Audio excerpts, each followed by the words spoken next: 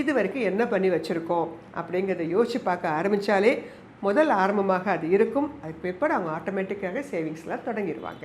இப்போ இந்த பிகினர்ஸ்க்கு வந்து ஒரு சேஃபான ஒரு ஸ்டார்டிங் இன்வெஸ்ட்மெண்ட்னா அது என்னவா இருக்கும்? அதுக்கப்புறம் இப்போ பெரிய அமௌண்ட்லேருந்து தொடங்கணும்னு அவசியம் இல்லை, நீங்கள் சொல்லிட்டீங்க. அப்படி ஸ்டார்ட் பண்ணுறாங்கன்னா பிகினர்ஸ் ஒரு எந்த அளவிலான ஒரு அமௌண்ட்லேருந்து அவங்க ஸ்டார்ட் பண்ணலாம்?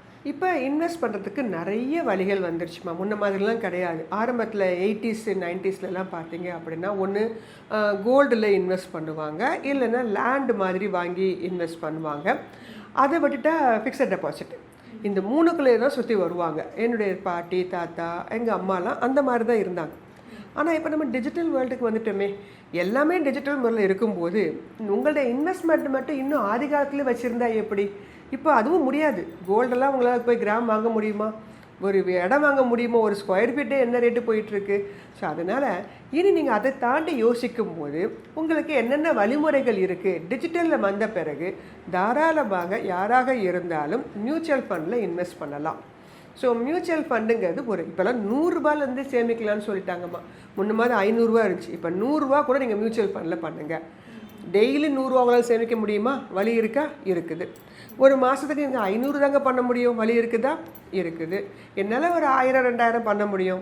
எஸ், லம்சமாக நான் பண்ணுறேங்க. மாதந்தோடு கூட 1 லட்ச ரூபா பண்ணக்கூடிய கெப்பாசிட்டி இருக்குதுங்க. பண்ண முடியுமா? பண்ணுங்க.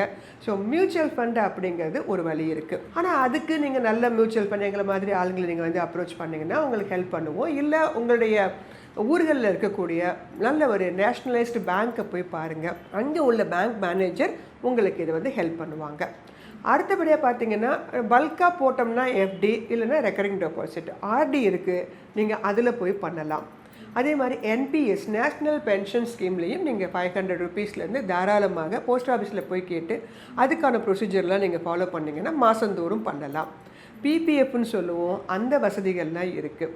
ஸோ இந்த மாதிரி ஒரு 500 ருபீஸ்லேருந்தே பண்ணக்கூடிய வசதி வாய்ப்புகள் இருந்தும் நம்மகிட்ட 500 ரூபா இருக்காதாம்மா? ஒரு ஆட்டோக்கு செலவு பண்ணாலே இப்போல்லாம் 500 ரூபா. ஸோ உங்களுக்கு மனம் இருந்தால் தாராளமாக முதல்ல ஒரு 500 ரூபா 1000 ரூபா கொடுத்து தொடங்க ஆரம்பிங்க. ஒன்று போஸ்ட் ஆஃபீஸ் போங்க, இல்லை நேஷ்னலைஸ்டு பேங்க்குக்கு போங்க, இல்லைன்னா மியூச்சுவல் ஃபண்டு டிஸ்ட்ரிபியூட்டர்ஸ் நல்ல மியூச்சுவல் ஃபண்ட் ஆஃபீஸ் உங்கள் ஊரில் இருக்குது அப்படின்னா டைரெக்டாக அங்கேயே போங்க. இதுக்கு முன்னாடி சேவிங்ஸுக்கு முன்னாடி நம்மளுடைய மக்களுக்கு என்ன சொல்கிறேன் அப்படின்னா, நீங்கள் எந்த அளவு இன்சூரன்ஸ் எடுத்து வச்சுருக்கீங்க,